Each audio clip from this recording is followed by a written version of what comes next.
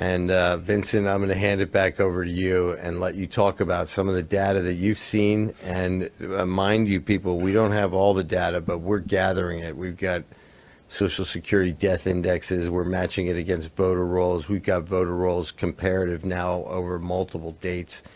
We've got great patriotic Americans, unsung heroes, people whose names you do not know, who are stepping forward and providing us data that you've heard earlier many people who are in officialdom have had trouble to get. Well, this is why, because there are a lot of people just like Vincent out there, and this is the other reason why we are not going to stand down, because America is built upon the shoulders of all of us. Vincent, tell us a little bit about what you found today. Yes, sure. So we looked at the mail-in ballots, and we found a different kind of pattern in the set of mail-in ballots and absentee ballots. We firstly looked in when they were requested, when they were sent to the voters, and when they were returned, and also at the different kind of ratios. So on this graph, you can see the different things. You can see when they were issued, when they were sent out to the voters, and when they were returned.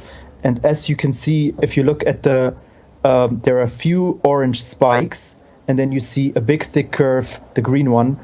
And if you look only at those two, the first ones are the ballots that were sent out to the people.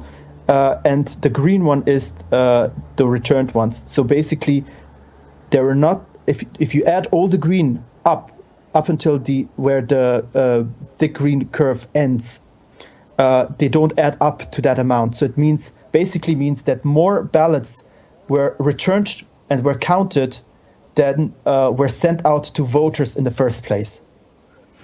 And we're talking about 30,000.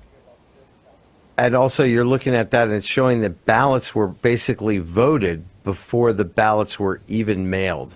Am I correct? We're seeing that in multiple occasions. Okay, I want to hold it. Hang on.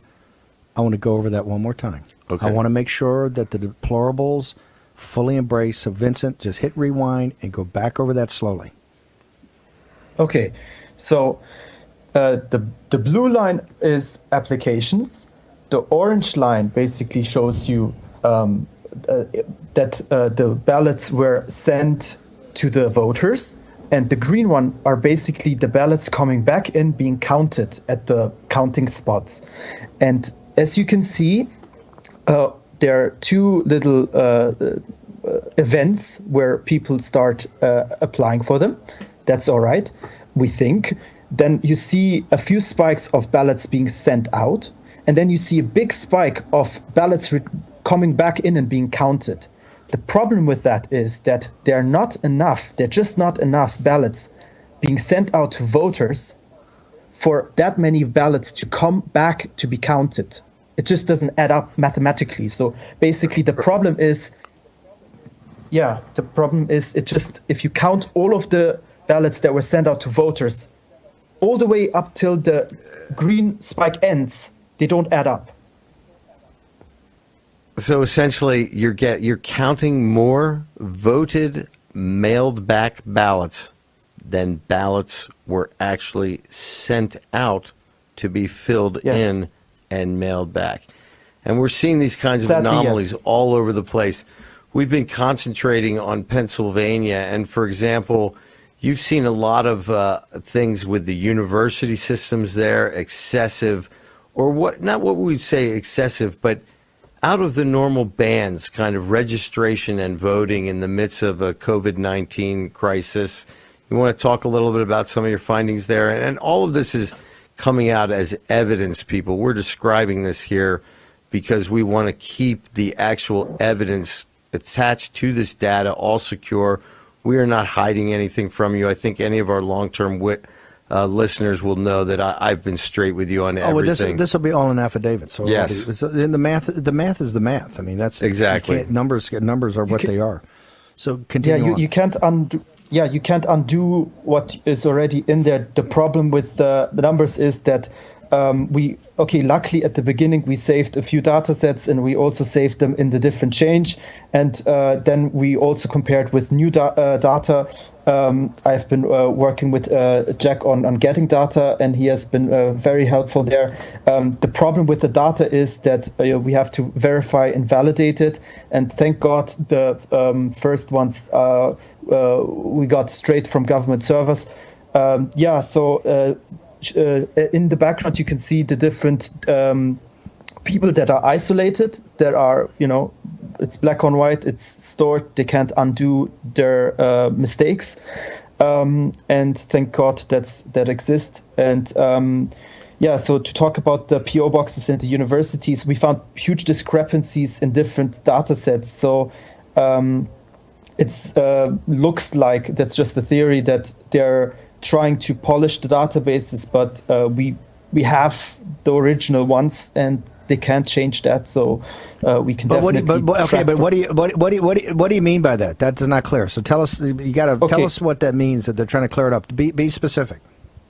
Okay, so for instance, we have voter rolls, and in the voter rolls you see 2,500 plus people registered to vote by PO boxes. And then you can see the change date, that it was recently changed for that date. And then you can also see that they're all voter status active. So they're basically entitled to vote, they're getting ballots and so on. And then on different vote rolls, when we look for the absentee ballots or the mail-in ballots, we see that a smaller amount or a small number has been voted. And then you have a discrepancy about that. So then you have to think, okay, let's cross-compare that with the provisional ballots, so that we can check if those 2,500s were casted as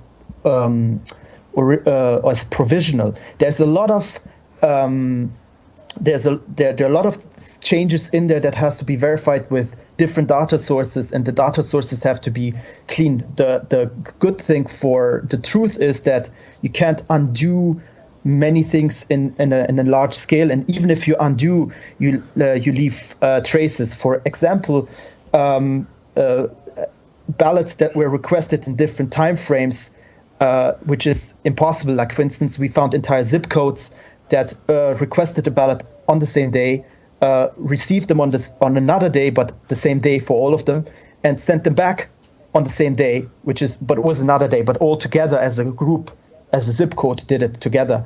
And when they, if we propose that there are some changes, which we think there are some changes in the database that are being thrown out there, they can't fix it. They're not seem to be able to fix it and get rid of all of the evidence. Hey, Vincent, and also we found one of the things. Yep. One of the things that we discussed is, because of COVID-19 and all of this, they allowed all these third parties in here, all of these non-governmental organizations, but who are out there to register people to vote, access to the rolls. So we didn't have a situation where the county clerk was responsible for what was going in and out in order to save people from COVID-19. We allowed Tom, Dick, and Harry in there to do it.